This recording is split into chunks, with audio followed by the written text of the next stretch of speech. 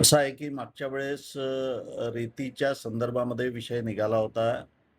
रेती घाटावर जे काही त्या ठिकाणी भांडणं झाले आणि भांडणं होण्याचं कारण मी मागच्या वेळेसही सांगितलं की एटीएचची मोजणी असेल किंवा सर्वे नंबरचा घोळ असेल, त्या ठिकाणी अधिकाऱ्यांनी व्यवस्थितपणे त्या ठिकाणी काम न केल्यामुळे अनेक रेती घाट मालकांचे त्या ठिकाणी भांडणं झाले आणि त्या भांडणाचं पर्यावसन पुन्हामध्ये झालं.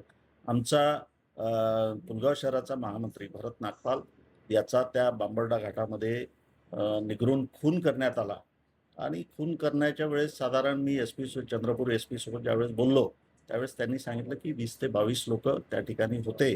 पण प्रत्यक्ष ज्यावेळेस गुन्हा झाला त्यावेळेस जर 20-22 लोकं होते आणि प्रत्यक्ष 12 लोकांनाच अटक करण्यात आली आणि 12 लोकांवरच गुन्हा दाखल करण्यात आला. त्यामुळे या महाराष्ट्राचे मुख्यमंत्री सन्माननीय देवेंद्रजी फडणवीस यांच्यासोबत मी चर्चा केली आणि त्यांना सांगितलं की या खुनामागे कोण-कोण आहे, हे सत्य बाहेर यायला पाहिजे.